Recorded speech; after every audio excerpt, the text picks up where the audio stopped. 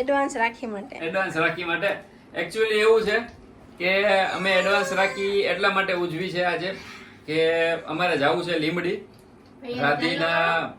રાધીનું શું કહેવાય એટલે સોરી મારું સાસરું અને રાધીનું પિયર અને ત્યાંથી અમારે જવું છે રાધીના મામાના ઘરે. એના મામાએ નવું મસ્ત મજાનો બંગલો બનાવ્યો છે તો એમ કહે છે કે તમે પગલા પાડવા આવો તો કુમાર ત્યાં પગલા પાડવા જશે.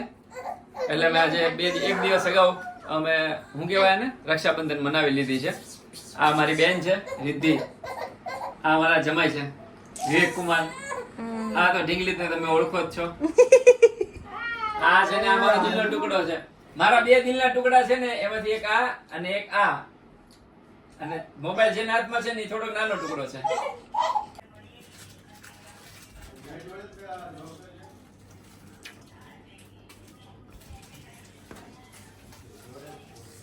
તો આ છે મારી વાલી બેન અને રાધીની એકમાત્ર નણંદ. યસ એ મારા ભાઈને એટલા બધા વાળ આવી જાય કે ક્યાંય ટોલું ન દેખાય. વાળ આવી જાય નહીં, વાળ તો આવી ગયા છે, વાળ ભાભી ટકવા દે એમ ખેંચે નહીં. દીદી એવા આશીર્વાદ આપ્યા કે જેટલા માથામાં વાળ છે ને એનાથી વધારે રૂપિયા આવે. મારી બેન છે કે જેમ તેમ થોડું હોય તો સાચી વાત છે. તારો ભાઈ હાલે, તારો ઘરવાળો ભલે નથી પણ મારી બેને તને હોનાનું બ્રેસલેટ પહેરાવ્યું, મેં ભલે ન પહેરાવ્યું તને. દર વર્ષે પહેરાવે તો એ મારી બેન છે ભાઈ. અમારા ભાભી બધા હોનાના છે ને. હસુદા કુંવર કાન ઘરે આવ્યા. તો મીસુ બેબી મીજો મામાનો દીકો મલ્ટીવિટામિન આપજો, જાડા પાડા થાજો, આંખના ચશ્મા ઓછા કરજો. લગન પછી કેટલા 13 વર્ષ છે ને મારા લગન આપણને. 13 વર્ષમાં બહુ ઓછું નીમડી ગઈ છું રક્ષાબંધન કરવા, એટલે આ વખતે તો લઈ જાય છે મને. મારી પહેલી પહેલી રક્ષાબંધન લગન પછીની પહેલી રક્ષાબંધન. એટલે હા ને મારી પહેલી એવી જો કે રીવાન જન્મ થયો ત્યારે હા. ભાઈલોની અહીંયા હતા એટલે મેં બાંધી હતી, પણ હું લીમડી લગભગ રક્ષાબંધન લગન પછી નથી. એટલે તે પહેલી રક્ષાબંધનમાં પહેલી વાર મને બાંધી છે. ગયા વખતે બાંધી હતી. એટલે આ લગન વખતે પછી બધા એડવાન્સ થઈ જશે ને બધાએ પોતપોતાના ભાઈઓને રાખી બાંધી દેશે. ચલો તો ફટાફટ એટલે તું નો હોય તો થોડીક સામાન બામાન પેક કરીને ઊંઘી જઈએ. ગુડ મોર્નિંગ, મસ્ત મજાની સવાર થઈ ગઈ છે અને તમારા બધાનું સ્વાગત છે આજના અમારા નવા વ્લોગમાં. અને આજે હજી અમે થોડા ઊંઘમાં છીએ કેમ કે બહુ વહેલા ઉઠી અને અમે નીકળી ગયા છીએ. જેમ બધી બહેનો હમણાં 2 દિવસ આમ ટ્રાફિક જેવું લાગ્યું અને બધી બહેનો પોતાના ભાઈઓને રાખડી બાંધવા જાય છે, એવી જ રીતે હું મારા ભાઈને રાખડી બાંધવા જાઉં છું. અને પરાગે બંધાવી લીધી છે અને રીવા એના મામાના ઘરે જાય છે અને પછી રીવાના મામાને લઈને હું મારા મામાના ઘરે જઈશ. તો ચલો મળીએ થોડી વારમાં.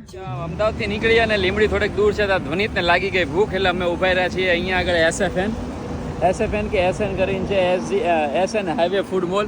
ત્યાં આગળ અમે નાસ્તો કરવા ઉભા રહ્યા છીએ. સરસ જગ્યા છે પણ સવારે નાસ્તામાં હજી કાંઈ મળતું નથી બહુ, એટલે અહીંયા આગળ છે ફાફડા ગાંઠિયાને મળતું હોય છે પણ અંદર બપોર પછી જમવાનું કદાચ મને લાગે છે સારું હશે. ઘણી બધી બ્રાન્ડ છે, હોકો છે, પછી લાપીનોસ પિઝા છે, ઘણું બધું છે.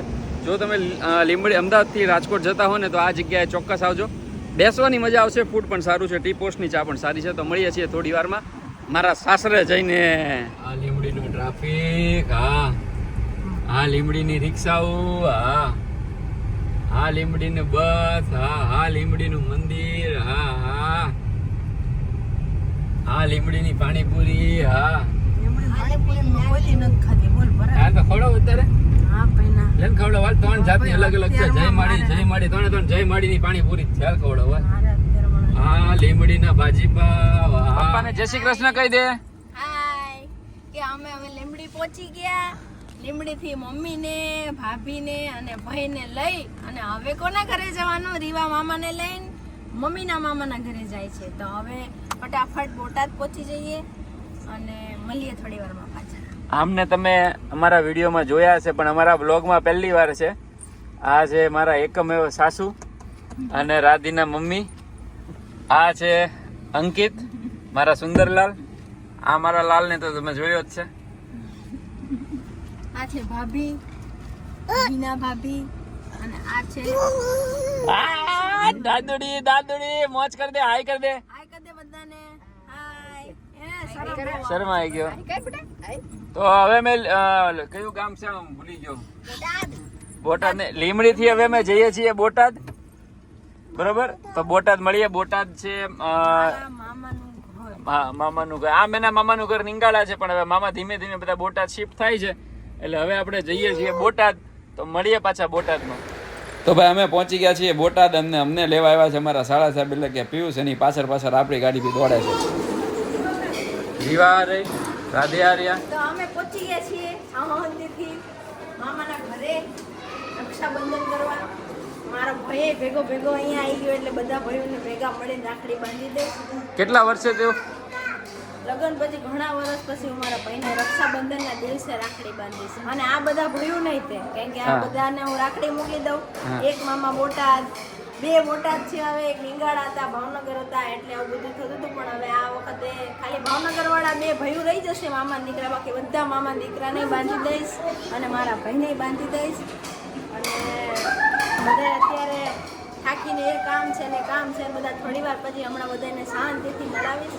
અત્યારે બહુ ભૂખ લાગી છે. મામીએ કંઈક જમવાનું બનાવ્યું સરસ મજાનું. તો અહીંયા બીજા મામા રહે છે સામે, એના ઘરે જઈ જમી લઈએ અને પછી મળીએ થોડી વારમાં પાછા. આ મારા મામાનું ઘર છે. આ મારા સાસુમાં છે હિનાબેન, મામી એટલે હિનાબેન એટલે મારે ઈદ કેવું પડે ને. આ મામી છે, નાના મામી. મોટા મામી જમે છે, છોકરાઓ અણી કાઢે છે.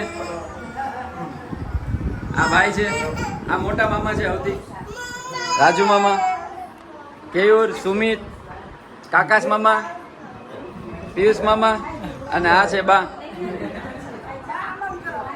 જય શ્રી કૃષ્ણ કહી દો ખાલી. બોલા. અને આને તમે ઓળખો જ છો, સૌથી માથા ભારે. તો રક્ષાબંધન બધા મારા ભાઈઓ છે. હજી બે ભાઈઓ ભાવનગર છે. એ રીકા મારી આમ જો તો ભૈયાને. તને કોણ ભાઈઓ તૈયાર કરે છે? ભાઈ રીવાને ભાઈઓ તૈયાર કરે છે મસ્ત મજાની. રીકા શું કરવાનું છે? રાખડી બાંધવાની છે. શું કરવાનું બેટા? મારી આમ જો, રાખડી બાંધવાની છે. કોને રાખડી બાંધવાની? ક્યાં છે તારો ભાઈઓ? ક્યાં તારો ભાઈઓ? તમે બે કેવા? હા, તમે બે ભાઈ બેન. તો એને ધ્વનિત અત્યારે ને તૈયાર કરે છે. હવે એ બંને રીવા રાખડી બાંધશે. મોટી થઈ ગઈ પછીની પહેલી. આમ તો આમ ત્રીજી છે, પણ આમ પહેલી. આ છે રાધિકાના સૌથી મોટા ભાઈ મનીષભાઈ, જેમને રાખડી બાંધે છે. તો હાલો તમને મેળવું બધા સુંદરલાલને. આ છે અંકિત, આ છે પિયુષભાઈ, આ છે આકાશભાઈ, આ છે દર્શનભાઈ તલાટી સાહેબ, આ છે સુમિતભાઈ. હવે આવે છે BLLB ભણે છે વકીલ સાહેબ, એટલે કે કેયુરભાઈ. પહેલો કેસ અમારો લડવાનો. પહેલો કેસ અમારો. હે? પત્ની પીડિત નો. ના, છૂટા છેડા નહીં લો. છૂટા છેડા તો નહીં લો. એ ગમે એટલો મને ત્રાસ આપશે ને તો સહન કરીશ, પણ છૂટા છેડા નહીં લો. બસ નહીં લો. બસ છૂટા છેડા નહીં લો. મારે શું છે? નહીં, કારણ નહીં કહું. હું કામ કહું? મારે કારણ જાણવું છૂટા છેડા. અરે હારી નો કે બહુ હારી છે. કોમેન્ટમાં બધા કારણ કહેશે, તમે કહી દેવું. મારે હું કામ છૂટા છેડા ન લેવા જોઈએ? કારણ તમે આપજો, બરોબર? હું નથી આપે કોઈ એનું કારણ હોય.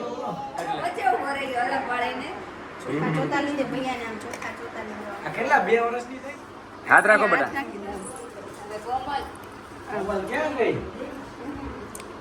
પપ્પા સામુ જો.